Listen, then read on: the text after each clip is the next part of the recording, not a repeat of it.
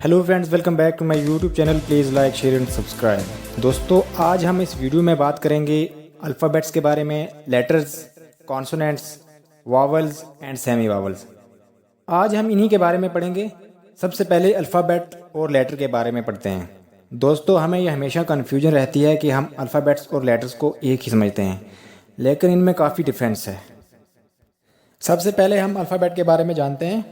What is alphabets? A set of letter in a fixed order that you use when you are writing a language। मतलब एक मुकर्रर तरतीब में हरूफ का एक मजमूआ जिसे आप ज़बान लिखते वक्त इस्तेमाल करते हैं, उसे अल्फ़ाबेट कहते हैं। ए से लेकर जेड तक जो फिक्स्ड ऑर्डर होगा, इन्हें हम अल्फ़ाबेट कहेंगे। अब बात करते हैं लेटर के बारे में।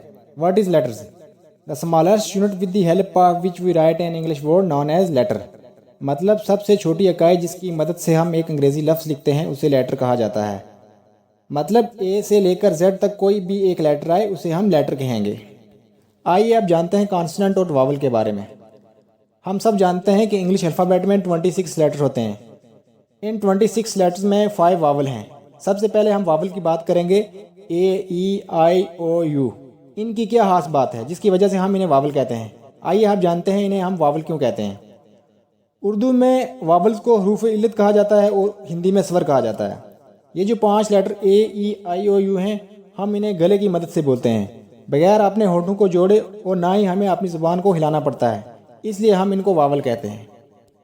और बाकी के जो 21 लेटर्स हैं वो कॉन्सोनेंट में आते हैं, क्योंकि जब हम इन्हें बोलते हैं तो हमें अपने लिप्स ज़बान का इस्तेमाल करना पड़ता है। बगैर ज़बान और लिप्स के हिलाए वो अदा नहीं होते। जैसे लेटर बी, इसे अदा करने के लिए हमें लिप्स को जोड़ना पड़ा। इस तरह ये 21 लेटर्स अलग अलग तरीके से ज़बान और लिप्स का यूज़ करना पड़ता है, तभी हम इन्हें कॉन्सोनेंट कहते हैं। यही फ़र्क है वावल और कॉन्सोनेंट में।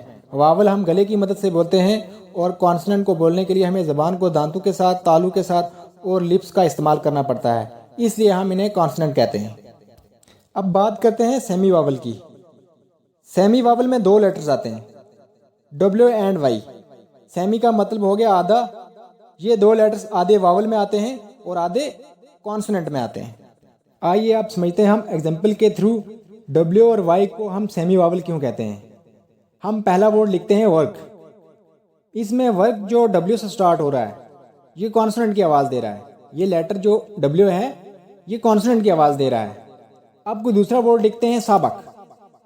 हमने ये वर्ड लिखा है साबक, इसमें डब्ल्यू की आवाज़ नहीं आ रही बल्कि ए की आवाज़ आ रही है। इस तरह ये वावल की आवाज़ दे रहा है। अब एक और वर्ड लिखते हैं सारो। इसमें आप देख सकते हैं कि जो लेटर डब्ल्यू लास्ट पर लिखा है, तो ये आवाज़ वावल की दे रहा है, मतलब ओ की आवाज़ दे रहा है, इसलिए डब्ल्यू को सेमी वावल कहा जाता है। अब चलते हैं हम दूसरे लेटर वाई पर।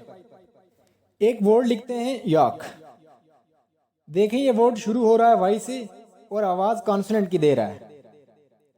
अब इस तरह कोई दूसरा वर्ड लिखते हैं, जैसे हमने लिखा फिजिक्स।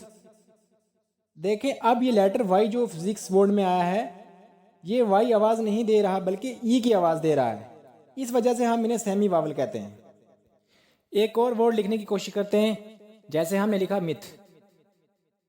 इस वर्ड में भी वाई जो लेटर आया है, इसमें भी ई की आवाज़ आ रही है, वाई की आवाज़ नहीं आ रही, बल्कि ई जो वावल वर्ड है उसकी आवाज़ आ रही है। आई होप आपको समझ आ गई होगी कि हम इन 2 लेटर्स को सेमी वावल क्यों कहते हैं। अगर किसी को अभी भी कन्फ्यूजन है तो प्लीज़ कमेंट बॉक्स में ज़रूर लिखें। इस तरह की वीडियोस देखने के लिए हमारे पेज और यूट्यूब चैनल को ज़रूर सब्सक्राइब करें। Thank you.